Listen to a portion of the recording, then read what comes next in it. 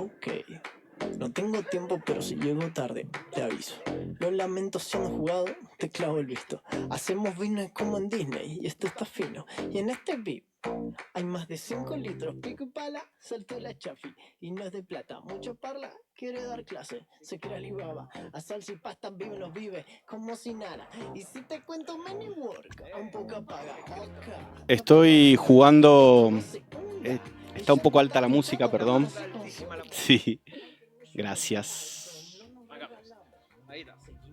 Estoy jugando a un juego que se llama Clair Obscur Expedición 33, un juego hecho por un estudio francés muy pequeño, cuya narrativa me cautivó.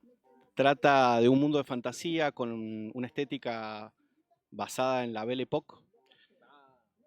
Hermoso, es divino. El juego estéticamente es muy lindo. ¿La Belle Époque en Francia o la Belle Époque en algún lugar? En Francia. Uno arranca de una ciudad que se llama Lumière, que es como una especie de París, Sí. y el mundo está trastocado porque hay una entidad que se llama la Pintora, que vive en una isla lejos de Lumière. Ella en una lápida dibuja un número. Ese número cada año disminuye y representa la máxima expectativa de vida de la humanidad. Es decir, si el número dice 34, todos los que llegan a 34 años mueren. Todos los años, desde Lumière, salen expediciones para derrotar a la Pintora, a esta entidad, a este personaje. En la primera parte del juego vemos cómo los personajes se debaten entre el escepticismo y la esperanza, y lo que discuten es si es útil o no mandar expediciones a combatir a la Pintora. Algunos sostienen, pragmáticamente entre comillas, que es mejor seguir viviendo en Lumière bajo las reglas de que a cierta edad, cada vez menor, los seres humanos vamos a morir hasta que en un momento nos extinguiremos. Sin embargo, hay un grupo, los expedicionarios, que sostienen la esperanza de que a la Pintora se le puede ganar y ese ciclo se puede romper. En la segunda parte del juego, vamos hacia la isla y vemos que han habido otras expediciones que han fracasado, que también son cuestionadas en la primera parte por su utilidad. Pero ¿qué es lo que pasa? Estas expediciones han dejado el camino allanado para la expedición 33, de la cual nosotros formamos parte en el juego. Dejan pistas, dejan lugares para descansar, dejan escaleras para subir a lugares que no podríamos haber subido. Y a su vez, el personaje principal, que se llama Gustav, escribe en un diario lo que va sucediendo cada vez que uno pasa de nivel. Escribe información, detalles para las nuevas generaciones. En el Eternauta, cuando Favali dice lo viejo funciona y se señala la cabeza, además de para mí hacer un pequeño comentario sobre pensamiento y técnica, sobre pensamiento e inteligencia artificial, nos habla de ese diálogo intergeneracional, de esa reserva de saberes que es la tradición. Cuando Favali dice, habla de lo viejo, habla de aquellas experiencias históricas que nos sirven para enfrentar épocas de crisis, épocas de escasez, nevadas mortales. A mí, algo que me gusta mucho del Eternauta y de la ficción argentina y de la música argentina es que cuando uno menos se lo espera, lo popular insiste, renace, a veces, como en este caso, en forma de ficción. Por eso es importante, me parece a mí, tanto en el juego como en el Eternauta, este juego de diálogo intergeneracional que se da, donde para mí una tarea que tenemos es recordar aquellas experiencias que nos han servido para guiarnos en otros momentos. Bienvenidos al Extraño Caso, este programa donde pensamos con otros, por ahí nos llevamos una idea a nuestra casa. Tenemos un invitado. Primero, ¿cómo andas, Juan Di Paolo? Bien, ¿Poroto vos? Yo estoy muy bien porque vamos a hablar del Eternauta. Estoy remanija y quise hacerlo corto para que podamos hablar con el invitado, que es un capo total. Hagámoslo corto. Yo solo te voy a decir esto y le damos la bienvenida Dale, al dale, invitado. te escucho. Solo para poder pensarlo desde algún lugar, digamos, para pensar esta idea de la técnica desde algún lugar. Adorno y Horkheimer, en un momento del giro lingüístico, dicen una cosa muy interesante sobre la técnica, que es: el hombre inventa el mito de la técnica para poder luchar contra la intemperie. Pero ¿sabe qué pasa con la intemperie? Gana. Es imposible. Entonces, por Como, más como en el juego. por eso, sí, no, si solo pensaba en eso, digamos. Por más saber que uno acumule, al final, Dios, o sea, la naturaleza. Le damos la bienvenida al invitado de hoy. ¿Qué haces, Bruno? ¿Cómo andás? ¿Cómo andan, amigos? ¿Todo bien? Bien, loco, bien. Espectacular. Acá estamos, para charlar un rato de cosas de las que ustedes saben un montón y se te cortó la cámara, loco. Me fui. ¿Qué pasó? Ahí está, perfecto, volviste. volviste perfecto, en un segundo fue. Quería agregar una cosita más Dale. antes, Bruno, que es que en cada ciclo neoliberal, me estoy poniendo Sí. muy político, pero a nuestras formas de organización justamente lo mandan al Museo de la Nostalgia, ¿no? Somos Claro. lo viejo. Claro. Lo viejo, eso ya es anticuado, porque pasó antes, pasa ahora, y me pareció muy bueno en el Eternauta eso de que lo viejo funciona y que ha generado una resonancia y un debate que está muy bueno. No sé qué te parece, Bruno, ¿cómo andás?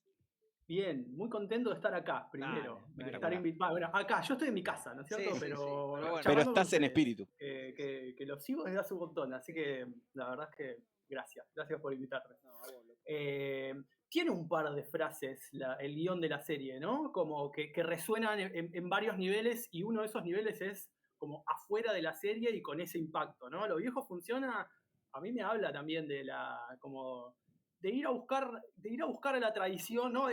Me pongo williamsiano, ¿no? Sí. De la tradición selectiva, ¿no? De ir a buscar algo a la tradición de la caja de herramientas que tenemos como en la memoria cultural, y no solo cultural, ¿no? También técnica, como venían hablando ustedes. Y quiero decir también que está bueno lo que traes de Juan, lo de Adorno y Horkheimer, porque en el Eternauta, no sé si leíste el Sí, spoiler sí. alert. No, En el no, Eternauta, leerlo lo leí cuando era chico y ahora lo repasé. bueno, pero ¿quién sobrevive? Sí, sí, claro. Sí, ¿No? sí. Yo esto lo quiero recordar también ahora para que no nos abalancemos sobre el nadie se salva solo, como si alguien se fuera a salvar. Hay que pensar otra cosa ahí. Claro. ¿Para qué salvarse o quién? O hacer qué para salvarse, o entre quiénes. Pero bueno, digo, en definitiva el Eternauta tiene eso de que lo que queda es la posibilidad. Sí. Pero ya me fui de tema, me fui al final. Está muy bien. Me fui a la segunda Está temporada que no perfecto. salió, perdón. Está muy bien. Métale.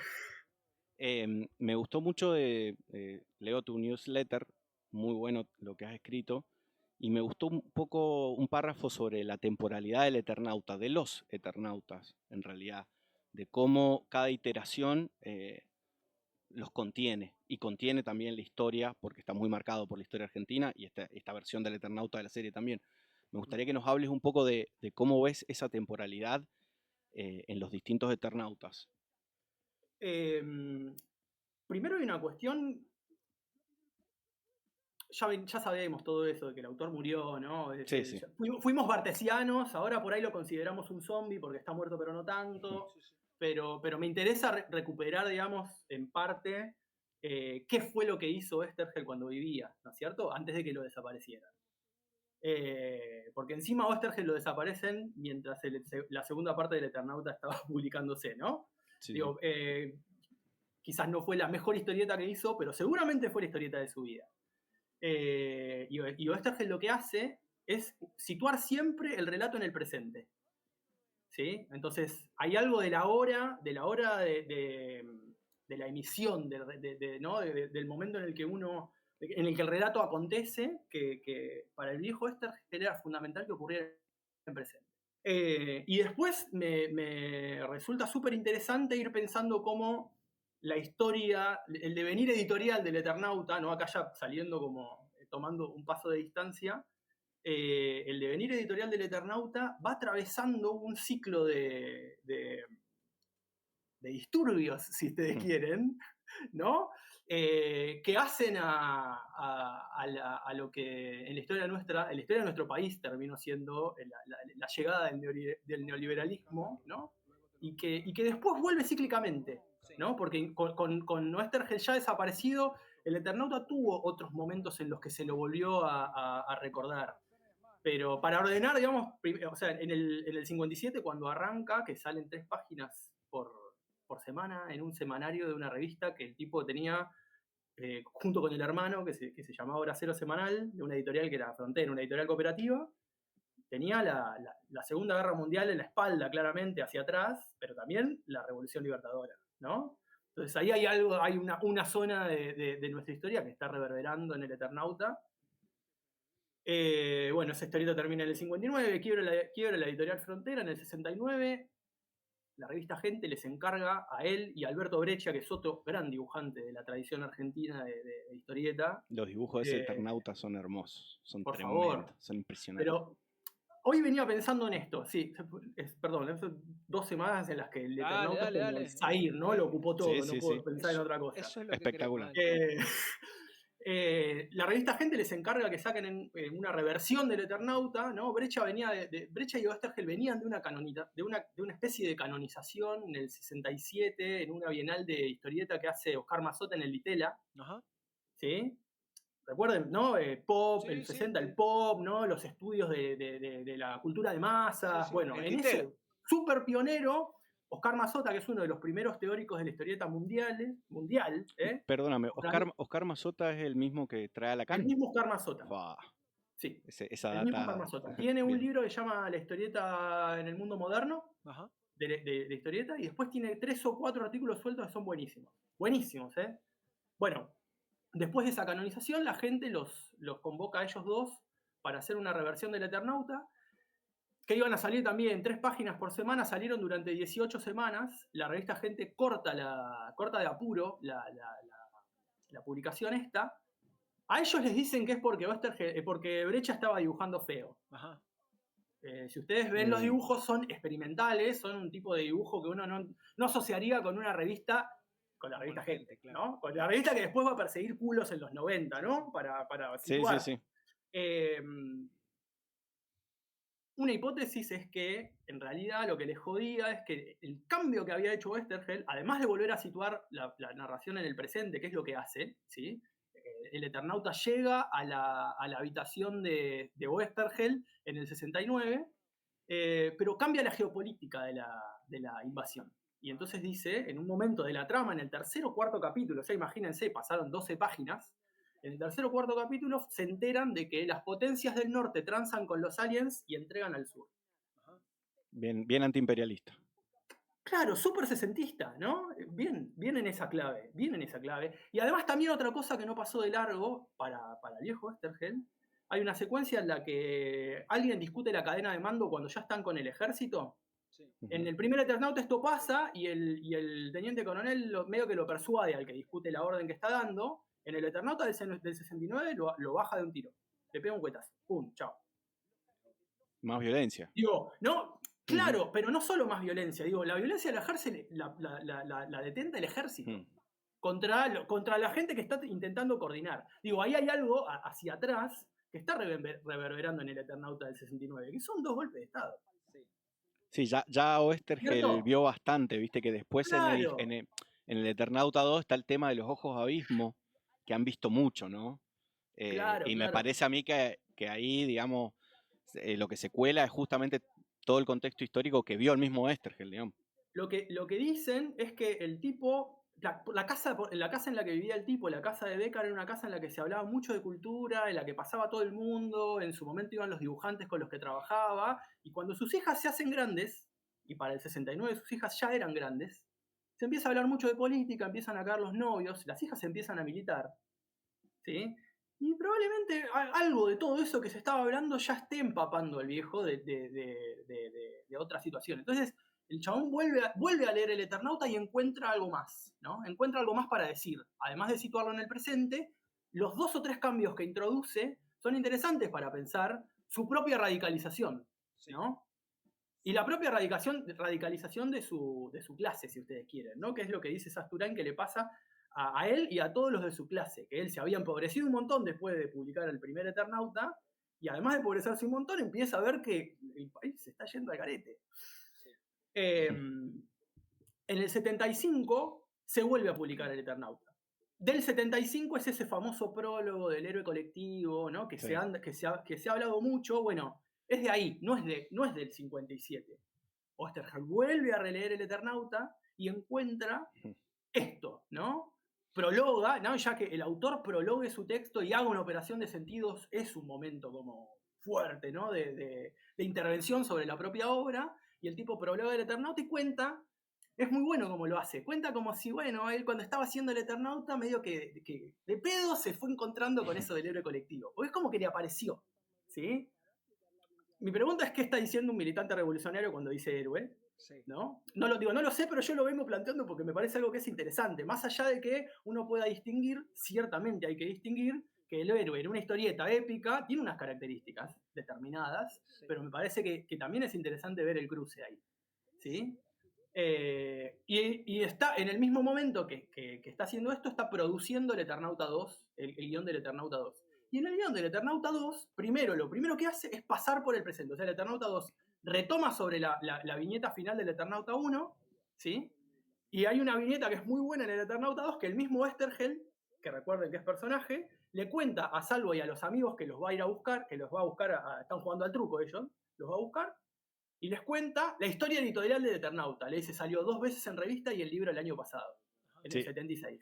Ese metamensaje es espectacular. Total, pero de nuevo, Espectacular. ¿viste? La historieta tiene que pasar por el presente, tiene que decir hoy. ¿Sí? Después se va al 2100, ¿no? A liderar una insurgencia revolucionaria en el 2100, siguen estando los manos, sigue habiendo toda esa secuencia de los sellos y qué sé yo. Juan Salvo tiene una mirada como mucho más militarista y se da con el contrapunto de Oestergel como personaje, ¿no? Como el otro. Sí. Pero bueno, nada, Westergel siempre tiene que situarlo en el presente. Y es lo mismo que hace Estañaro. Sí. ¿No? O sea, Estañaro ahí lo ve bien. Dice, tiene que ser hoy. Después vemos, ¿no? ¿Qué es lo anacrónico de eso que hace Estañaro para que ocurra hoy? Porque uno puede decir, bueno, la casa de Favali es una casa medio rara o no sé, digo, hay un montón de cosas que pueden resultar anacrónicas, pero inicialmente la serie dice hoy. Bueno. Sobre todo porque incluso hasta aparece un llavero con el Mundial. Con la tercera, ¿no es cierto? Con Messi levantando la tercera. Entonces es muy actual. Es de hoy. Quiero decir algo del Eternauta 2, que el enfoque es muy de organización guerrillera, ¿no? Juan Salvo deja de ser el héroe colectivo, me parece, porque pasa a ser un héroe que se la sabe todas, un héroe que resuelve, que tiene poderes, y pasa a ser una especie de vanguardia al servicio de la lucha popular, donde los sacrificios que hay que hacerlos, digo, incluso, spoiler alert, ya tiene muchos años, decide entre la vida de su hija y su mujer y el pueblo de las cuevas, que sería el pueblo en general, elige el pueblo de las cuevas, ¿no? Total, pero fíjate, perdón, yo traigo esto del Eternauta 2 y está bueno lo que decís y lo recuperas, porque es en el mismo momento en el que él está prologando el primero y hablando del héroe colectivo, en el segundo Eternauta está el personaje Westergel mirando a Juan Salvo y diciendo, que solo está el cuadro cuando toma decisiones, ¿no? Que solo está el líder. La soledad. Entonces del que hay sabe. algo muy loco que está pasando ahí, en ese momento puntual, ¿no? De destacar lo colectivo en el primero y destacar lo individual en el segundo. Sí, que no es individual porque es organizacional. Yo quiero hacer esto, por esto de ponerlo en el hoy, que me parece interesantísimo, digamos, y la serie de Estañaro trata de ponerse en el hoy. Y he visto mucho la discusión en torno a la idea de héroe colectivo, digamos, que la verdad que me ha resultado medio monótona la idea, digamos, porque me parece que, y esto lo venimos hablando hace rato, hay como una necesidad de resignificar tanto de algunos sectores en la Argentina que dicen, bueno, acá hablan del héroe colectivo, acá hay colectivismo, vamos, agarremos esto con fuerza y veamos qué sale.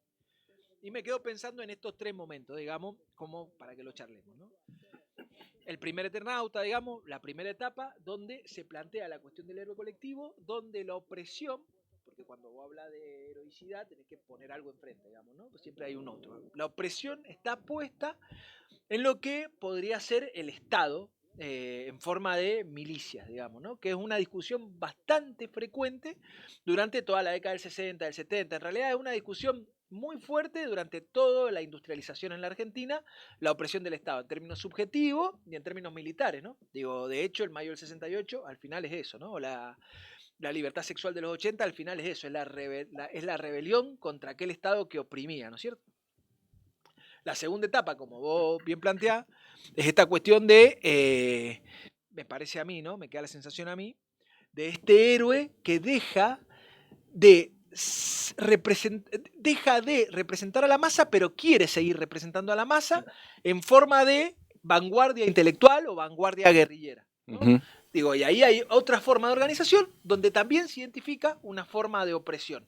Pero la organización ya no necesita lo colectivo cómo lo necesitaba, pretende no necesitar lo colectivo, voy a decir así, digamos, que es una cosa que pasó muy fuerte en los 70 en la Argentina, donde no se necesitaba lo colectivo, digamos, las organizaciones armadas prescindían de eso. De hecho, Perón evita la patria socialista, nos preguntan qué quiere el pueblo. De hecho, me acuerdo siempre de la charla de Rodolfo Walsh y Bayer, cuando Walsh, el día antes de matarlo, que Walsh le dice, yo quiero hacer la revolución, y Bayer le contesta, el pueblo no quiere hacer la revolución, digamos, y ahí hay una discusión. Y pienso en el Eternauta de Estañaro. Porque ha habido una discusión fuerte en la Argentina, digamos, en torno al Eternauta. Digo, a mí me parece que hay cosas que han pasado que están muy buenas, pero donde no es tan claro quién es el que oprime, ¿se entiende? No está tan claro quién es el que oprime y por ende no está tan claro cómo funciona esa idea de héroe colectivo. Y esto es lo último que digo. Porque parece que el héroe colectivo del último Eternauta resuena en términos de, como diría, bueno, ahora no me voy a acordar, pero Negri-Hart, en términos de multitud. En términos de multitud que se autoorganiza, ¿se entiende? Que no es lo mismo que pueblo. Que no es lo mismo que pueblo. Multitud que se autoorganiza no es lo mismo que pueblo. Voy a ponerte Nada, igual. digo eso nada más, digamos. Es como para tratar de ponerlo en... Yo voy a decir algo corto primero, así Dale. como vos me pones cara cuando yo hablo de CISEC. Sí. Podríamos, no hablo más de CISEC y vos no hablas de multitud.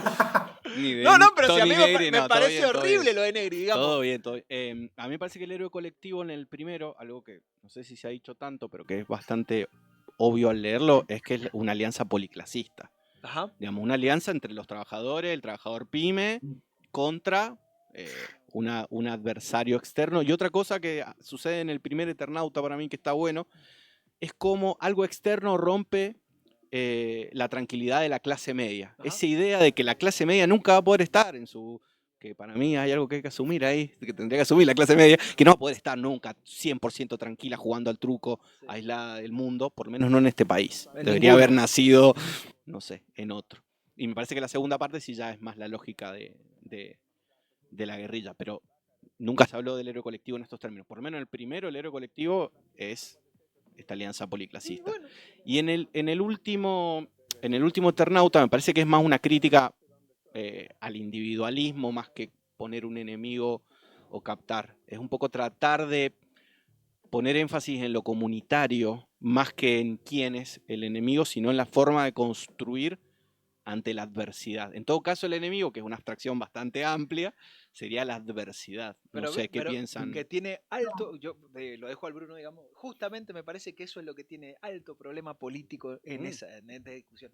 Cuando vos no podés ubicar amigos y enemigos, funciona en el marco del liberalismo. Es lo mismo que le pasa a Negri-Hart. El problema de Negri-Hart en el Imperio es que como no identifican el enemigo, y el enemigo puede ser cualquier cosa, digamos, justamente lo que no permite encontrar o la clase, o la sexualidad, o la diversidad, o lo que sea, digamos, algo que nos una, algo que nos junte.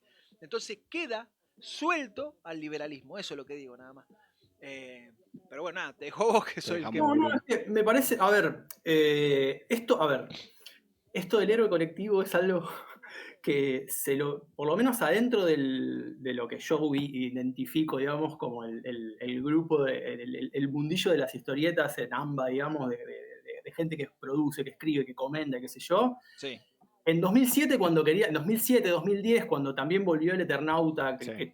esa vuelta que cristaliza en el Nestornauta, si ustedes se acuerdan. Sí, totalmente, Sí. sí. El picante de 2007, por ejemplo, el picante de 2007 cuestionaba fuertemente el héroe colectivo. Uh-huh.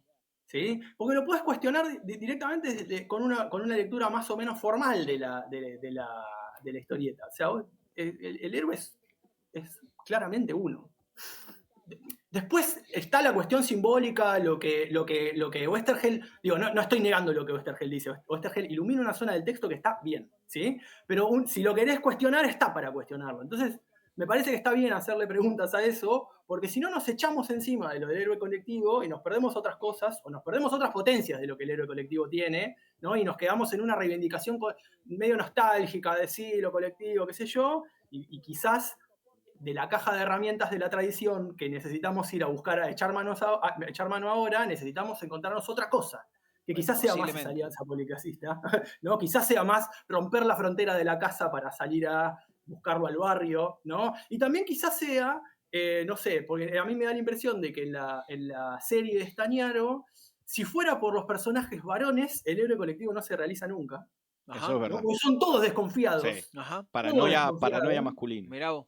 ¿No? Todos desconfían, salvo desconfiado, Favali es mega desconfiado, ¿no? Y el caso Sí, claro. después está el personaje de Staltari, que está hecho para eso, digamos, para Sí, ser un sí. desconfiado, para ser un... Pero Staltari tiene como un cierto instinto de autopreservación, ¿no? Entonces Sí. se queda. Pero las que aglutinan son las mujeres, las que Sí, piden sí. que abran las Sí. puertas, las que abrazan. Entonces ahí también hay algo para pensar de cómo se construye, no solo de decir vamos a darle pelota a las mujeres, sino de también decir nosotros vamos a abrazar un poco más, ¿no Sí. es cierto? Porque si Sí, no nos sí. ponemos en una cosa muy esencialista de varones y mujeres y Sí, para sí. qué está uno y para qué está el otro, ¿no? No, está claro, está claro. Lo que pasa es que yo sigo encontrando justamente en la discusión de el género, digamos, que es el mismo problema que tiene la discusión del género para encararle de frente a la discusión del capitalismo, digo. Alcanza el género si se engloba en clase. Si es solo género, es muy difícil que alcance, digamos. ¿Se entiende? Estás muy marxista hoy, pero sí. se Puede entiende. ser, puede ser. Está bien. Es que viste que la semana pasada me junté con Sader y no me dejó tanto. Digo, Bien, fue hasta donde me dejó, digamos. Es que no lo podés dividir tampoco, ¿no? Es como, Dale. digo, ya se habla desde hace rato de la, ¿cómo se llama esto? La multiplicidad de cruces de opresión, ¿no? El género, la raza, la clase, ¿no? Sí, claro, Es medio indistinguible, entonces Sí, hay que tenerlo todo en cuenta, Sí, ¿no? sí. De hecho, en el Eternauta, no, perdón, ¿no? Ya salto para otro lado. No, pero es hay por ahí, dale. Vale, Está la venezolana, está el Sí, Pablo, sí. el chinito, Sí, ¿no? sí. Que habla también de la heterogeneidad. Incluso hasta ahí, un correntino es Sí. el gendarme que putea en Sí. guaraní. Sí. Pero Bueno, se hace cargo de alguna manera de cierta heterogeneidad, vamos a decirlo así, Sí, porque sí. no deja de ser un porteño, ¿no? pero tiene el mismo problema que la posmodernidad para analizar esa heterogeneidad, que es que cuesta encontrar la parte de enfrente, cuesta encontrar el antagonismo. Porque todavía no llegó. Sí. Digo, la serie queda a la mitad y ahí Sí. tenés como... Podrían haber hablado antes, ¿no? Yo no me acuerdo ahora en la historieta cuándo empiezan a... Pero el enemigo, en términos... El antagonista en términos formales de la historieta, siempre es medio Lost en ese sentido, el Eternauta. Siempre hay como una capa más, ¿no? Sí. Primero se encuentran con los cascarudos, después se encuentran con el mano pueden charlar, entonces el mano un poco les tira la data y ahí ya saben quién es el último, que son los sellos. Está muy bien. Pero eso es después del combate del Monumental y es pasada la mitad de la historieta. Entonces, como que falta todavía un tramo de argumento para develar quién es el último antagonista de la historieta. Con lo cual, también hay algo medio apurado, ¿no? En esto de poner a alguien enfrente. Bueno, salimos a reivindicar al héroe colectivo y no sabemos quién está enfrente. Es real esto, claro. Sí, es real, totalmente real. Te hago la última pregunta para ir cerrando, ¿te parece? Ok. Tenemos media hora. Mira, dos cosas. Estiremos un poquitito más. Listo, perfecto. Entonces voy a hacer una pregunta más y después va a hacer otra pregunta. Yo tengo medio termo todavía, así que dale, sí. No, sí, es un problema de producción ejecutiva, no un problema de... Me pareció escuchar 25, dijo 25. Quedaban 5, 25, eso dijo. Escuchame. Más, nos tiramos un Vamos, se pasó volando. Tiramos, Sí, se pasa volando, rápido. Escuchame, te hago esta pregunta sobre la industria en general, digamos, y qué te parece a vos. Digo, Netflix ha tenido la idea de tomar mucha literatura local y ha empezado a producir a través de la literatura local. Y vimos Pedro Páramo, vimos 100 años de de soledad, claro. vimos la italiana, la siciliana, que esa es la única que me ha gustado, digamos, vimos El Eternauta, y está tratando como, bueno, de localizar, que me parece muy interesante, insisto, para analizar. A mí me cuesta encontrar buenos y malos en esto, digamos, pero sí para analizar, está tratando de reversionar la cosa en discusiones nacionales que puedan ser explotadas hacia afuera. Entonces en el Eternauta vemos lo de la Copa del Mundo, pero también vemos gente que juega al truco, vemos la calle de Buenos Aires, vemos la escenografía de Buenos Aires. El otro día le mandaba al Poroto... Los chistes, claro. El otro día le mandaba al Poroto que el pueblo donde yo vivo también habían hecho como una gráfica del Eternauta y me parecía genial porque eran con las localidades de ahí, digamos, eso me parece que se ha ganado, vuelvo a esto, se ha ganado como un reverdecer territorializado. Ujú. digamos, que me parece que había desaparecido en torno a la economía de plataforma, donde estábamos Sí, mirando total. cosas coreanas que se parecían a cosas de Hollywood, ¿no? Sí. ¿Qué te parece a vos? ¿Qué está pasando con la industria en general? ¿Qué lees ahí? ¿Qué ves ahí? Es raro. Sí, Igual, y es raro, pero también es un momento raro para pensarlo, porque es justo un momento en el que estamos yendo para atrás, hay actores intentando ir para atrás en claro, esto de la globalización, sí, y por otro lado también hay que darles la derecha, digamos, a Netflix de tratar de enraizar, sí, ¿no? Me parece que es una... Después hay que ver cómo el enraizamiento se realiza, porque justamente una de las cosas que me parece que pasa, por lo menos en el Eternauta, es que no es un enraizamiento, me sale servil, decirlo ahora me sale servil, pero no es un enraizamiento sometido, ¿no? Por algo aparece la estatua de la libertad de Munro, de ¿no? Munro, Hay sí. algo de pararse de manos también, ¿no? Que Sí. que te deja como un margen de acción El sur para es el ese nuevo norte. enraizamiento. El sur es O el el nuevo sur es el norte. claro, Como o el sur diciendo, es el acá nuevo estamos. norte, o la brújula funciona, lo que está roto es el mundo. Hay una serie bueno, estas frases que funcionan en un montón de niveles y que también enganchan, ¿no? Sí, sí, A mí me da un poco de miedo igual, claro. porque en definitiva no deja de ser una máquina que está como tratando de dorarnos la píldora. Es la economía de Entonces, plataforma la que propone territorializar. Sí. claro, sí, sí, sí, Hay sí. algo ahí. Entonces, Hay algo para eh, pensar ahí, digamos. sí, No sé sí. bien qué, pero hay algo. Pero por otro lado, también es difícil, digo, también, o sea, desaparecida el sistema de medios, porque ya, digamos, la tele, como si forma de distribución más o menos Sí, sí. centralizada, está desaparecido. Todo lo centralizado está desaparecido. Claro, por eso, ¿qué otra manera tenías de hacer circular algo así? Sí. Sí, sí, Y a nivel mundial. Claro. sí, sí, está Yo claro. tengo dos preguntas, que sean las últimas, pero tenía dos preguntas. Primero, si podés explayarte sobre la situación editorial del Eternauta Historieta sobre Planeta, que leí algo en tu newsletter y no lo podía creer y no se ha hablado mucho. Y la segunda pregunta que tengo es, para vos, de esa caja de herramientas de la tradición selectiva, ¿qué cosas toma este Eternauta de Estañaro? Para vos, ¿qué cosas de esa caja de herramientas te parece que toma? Esas dos Ok. cosas.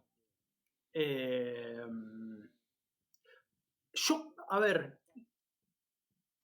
Estañaro no deja de. Voy a ir por el final, porque si no me lo voy a olvidar. Dale. No deja de aprender cosas de 2001 Ajá. y no deja de aprender cosas de Malvinas.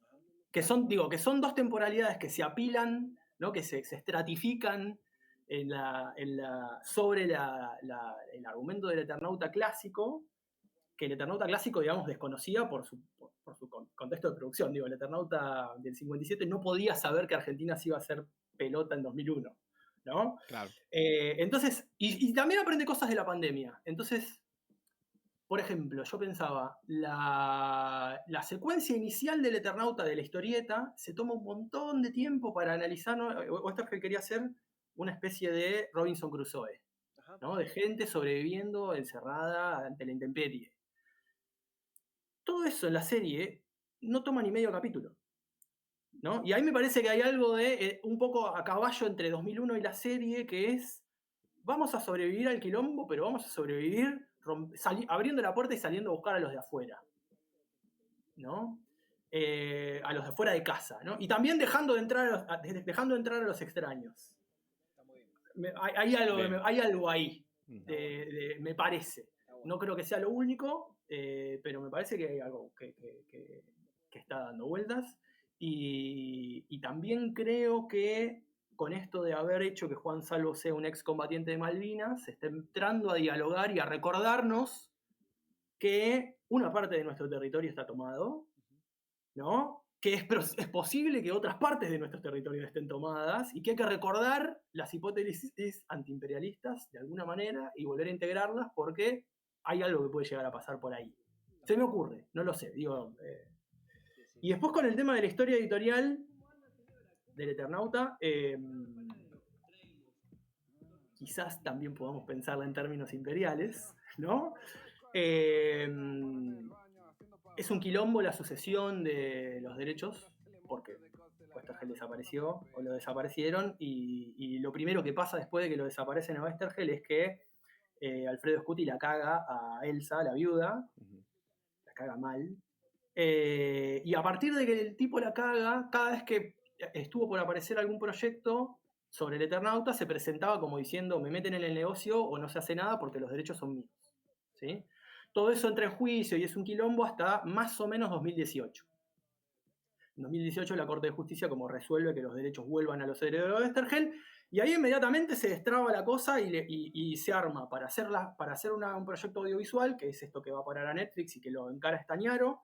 ¿No? Acuérdense, cuando Netflix remasteriza Ocupas y los pone en la plataforma más o menos para la pandemia, ¿se acuerdan? Sí. Ya estaba firmado el contrato para que Stagnaro hiciera el Eternauta.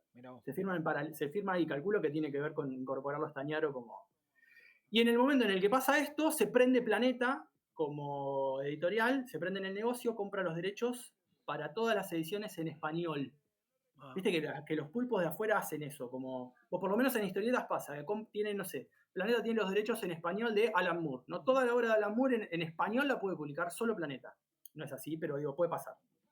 Los derechos de autor son un delirio, pero funcionan de una manera muy rara.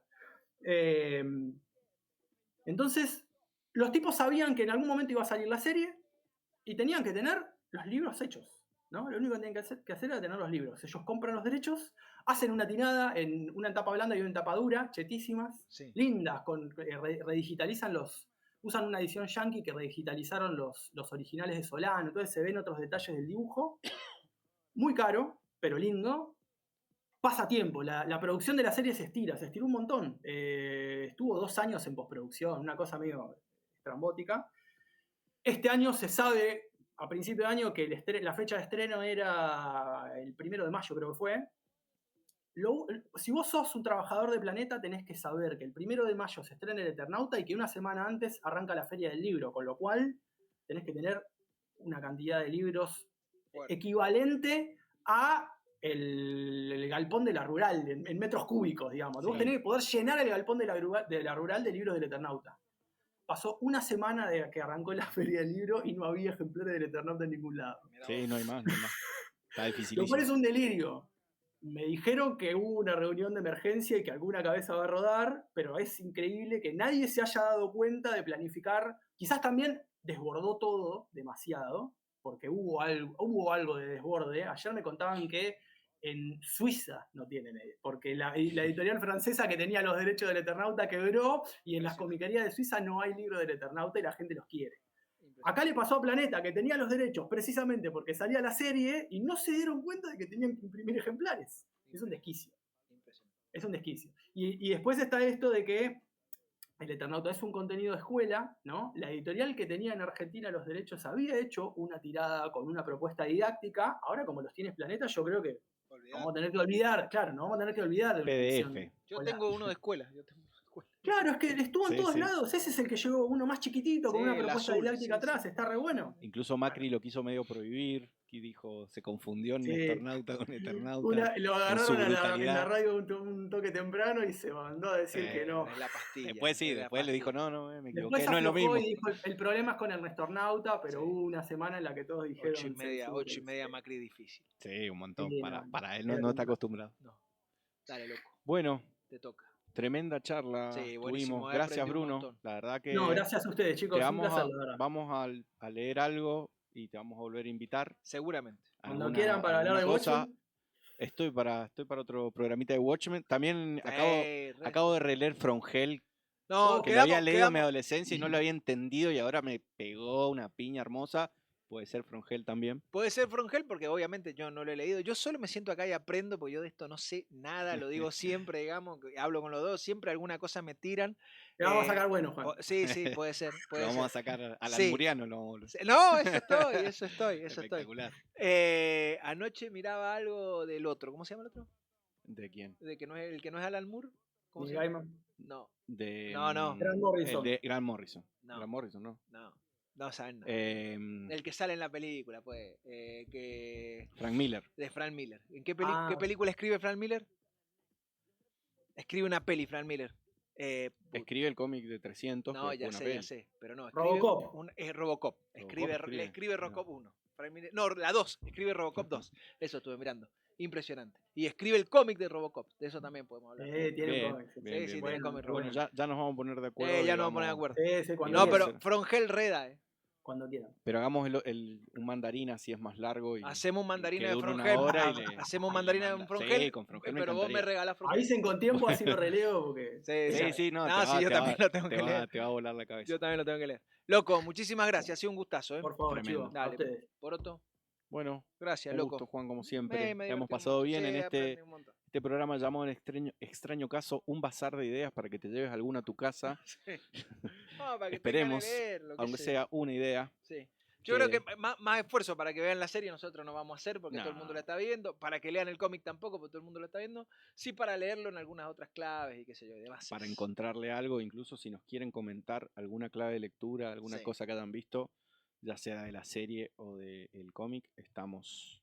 Lo último que decimos. Suscríbanse a Cascote TV, que es la propuesta, este canal plebeyo de esta provincia. Suscríbanse y por favor dejen los comentarios abajo que nos ayuda con el ratio. Déjenle me gusta también y demás. Muchas gracias. Nos vemos la semana que viene en esto que hemos dado en llamar. El extraño caso. Adiós.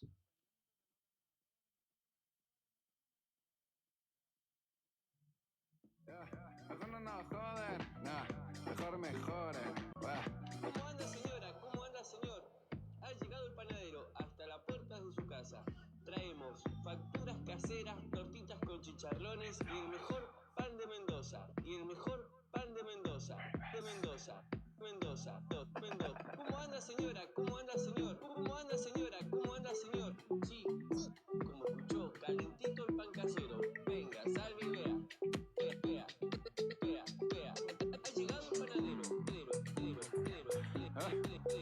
Solo refresco, dejar la pata, un bar en el baño haciendo pavadas. Pivote, rebote, de ocotes en bloque mientras se le mote de cose la grada. La rota me espera, quisiera que llegue un plato cualquiera. Prohibido con onda, ritmo, conga, sabes que no es la primera. Venga, salga y vea. Ha llegado el panadero.